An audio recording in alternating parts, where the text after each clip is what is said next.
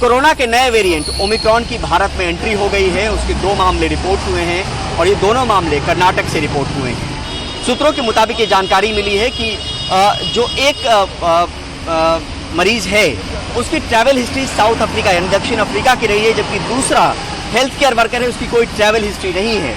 यानी ऐसी सूरत हाल में ये भी बताया गया है सूत्रों के हवाले से कि एक उनमें से जो मरीज है वो फुल्ली वैक्सीनेटेड भी है।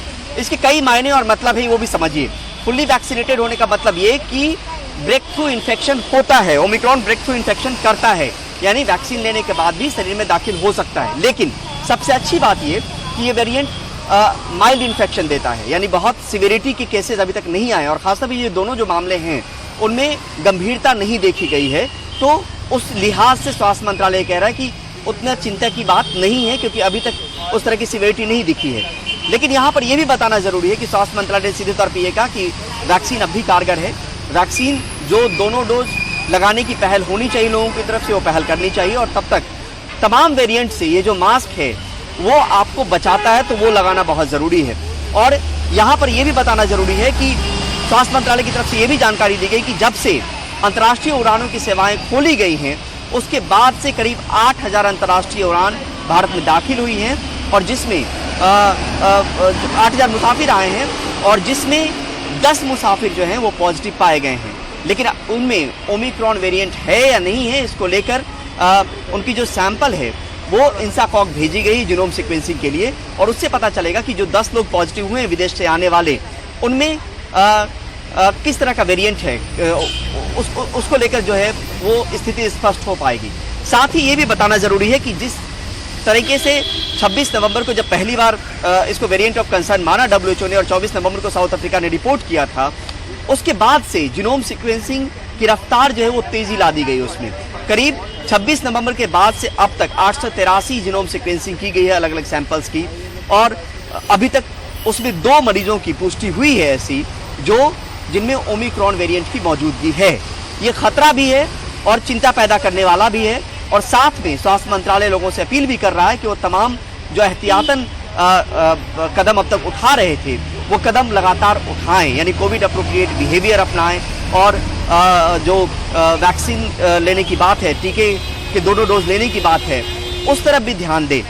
तो यहाँ पर यह भी समझना जरूरी है कि अब आगे क्या, क्योंकि अंतर्राष्ट्रीय उड़ानों पर से पाबंदी हट गई है। वो उड़ान जो है वो कई देशों से आने भी लगे हैं, जिसमें एटलिस्ट कंट्री के देश भी उसमें शामिल है, जिसमें यूरोपियन पूरी कंट्रीज है यूके सहित, साथ में 11 और देश हैं जो एटलिस्ट कंट्री वाले हैं। उनके तमाम लोगों को लेकर जिस तरीके की निगरानी हो रही है एयरपोर्ट पर, उसको लेकर आज केंद्रीय स्वास्थ्य मंत्री मनसुख मांडविया ने तमाम राज्यों और केंद्र शासित प्रदेशों के एयरपोर्ट के अधिकारियों से बैठक की, जिसमें ये जोर डाला गया कि जो लोग भी आ रहे हैं उसमें इंश्योर करें कि जो एयरपोर्ट पे पहुंच रहे हैं, एक तो सोशल डिस्टेंसिंग वाला मेजर जो है वहां पर रहे, साथ में ये इंश्योर होना चाहिए कि उनकी टेस्टिंग प्रॉपर हो, यानी सर्वेलांस को लेके, मॉनिटरिंग को लेके जो एक तरीके से इस बीच में सख्ती की बात है, क्योंकि इस वेरिएंट को लेकर चिंता हो रही थी कि कहीं वेरिएंट भारत में ना आ जाए।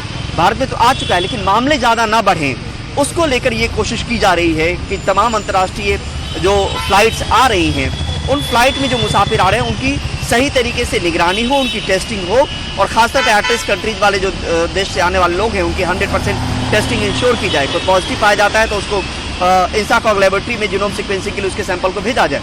अब यहाँ पे अच्छी बात यह है कि जो कर्नाटक से 2 मामले मिले हैं ओमिक्रॉन वेरिएंट के, उन दोनों ही मरीजों के जितने भी कॉन्टैक्ट्स थे उनको तलाश लिया गया है, यानी उनकी पहचान कर ली गई है। ये दावा स्वास्थ्य मंत्रालय की तरफ से किया गया, क्योंकि राज्य सरकार का ये मामला होता है। राज्य सरकार ने जो जानकारी दी होगी केंद्रीय स्वास्थ्य मंत्रालय को, उसके आधार पर उन्होंने कहा कि जितने भी लोग उनके कॉन्टैक्ट्स में आए थे उनकी पहचान कर ली गई है। अब यहाँ पे चिंता इस बात को लेकर भी कि जो लोग कॉन्टैक्ट्स हैं, क्या उनमें किसी तरीके के सिम्टम हैं, क्या वो पॉजिटिव पाए गए हैं, क्या वो पॉजिटिव अगर पाए गए हैं तो उसमें किस वेरिएंट की मौजूदगी है, क्योंकि ये पहले से भी पता है कि ओमिक्रॉन वेरिएंट बहुत तेजी से फैलता है। उसकी संक्रामकता को लेकर, जो विरुलेंस को लेकर बहुत ज़्यादा चीज़ें स्पष्ट नहीं है, लेकिन ये बात सीधे तौर पे बताई गई है शुरुआती दौर से ही कि ये बहुत तेज़ी से विस्तार होता है, ये बहुत तेज़ी से फैलता है। तो यहाँ पर एक चिंता ज़रूर होती है कि अगर जो कॉन्टैक्ट्स हैं अगर उनकी पहचान सही तरीके से कर ली गई तो दिक्कत नहीं, लेकिन अगर उस कॉन्टैक्ट में अगर कुछ रह भी गए तो फिर दिक्कत पैदा करने जैसी चीज़ है। हालांकि ये इस बात को लेकर पुष्टि की गई है कि तमाम कॉन्टैक्ट्स की पहचान हो गई है। तो यहाँ पर अब उस परिणाम पे नजर रहेगी जो उनके कॉन्टैक्ट्स हैं। अगर वो पॉजिटिव पाए जाते हैं तो पॉजिटिव पाने के बाद उनमें किस तरह कौन सा वेरिएंट मौजूद है, तो ये भी देखना होगा। तमाम एहतियातन कदम उठाए जा रहे हैं, तमाम सावधानियां बरती जा रही हैं, लोगों से अपील की जा रही है। लेकिन फिर से अगर दोहराएं तो कर्नाटक में 2 मरीज ओमिक्रॉन वेरिएंट के मिले हैं, दोनों के कॉन्टैक्ट्स तलाश लिए गए हैं। एक का साउथ अफ्रीका का ट्रैवल हिस्ट्री है, दूसरा हेल्थ केयर वर्कर, उसकी कोई ट्रैवल हिस्ट्री नहीं है। एक फुल्ली वैक्सीनेटेड है और इनके तमाम कॉन्टैक्ट्स प्राइमरी, सेकेंडरी और टर्शियरी तमाम कॉन्टैक्ट्स तलाश लिए गए हैं, जिनको मॉनिटर किया जा रहा है, जिनको देखा जा रहा है, जिनकी जांच की जा रही है और धीरे धीरे स्थिति भी खुलेगी। यहाँ पे डॉक्टर वी के पॉल ने भी कहा कि चीज़ें इवॉल्व हो रही है, चीज़ों के बारे में बहुत ज़्यादा पता नहीं है, लेकिन ये चिंता पैदा करने जैसी ज़रूर बात है।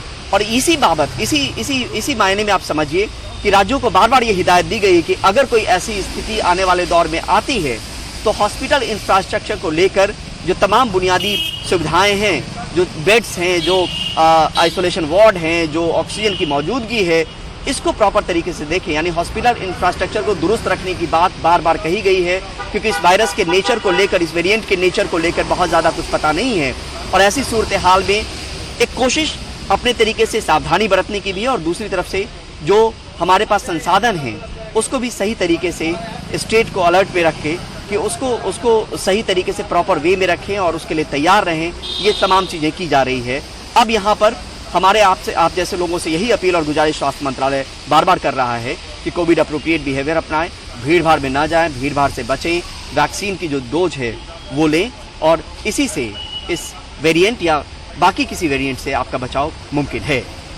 नई दिल्ली से परिमल कुमार, NDTV इंडिया।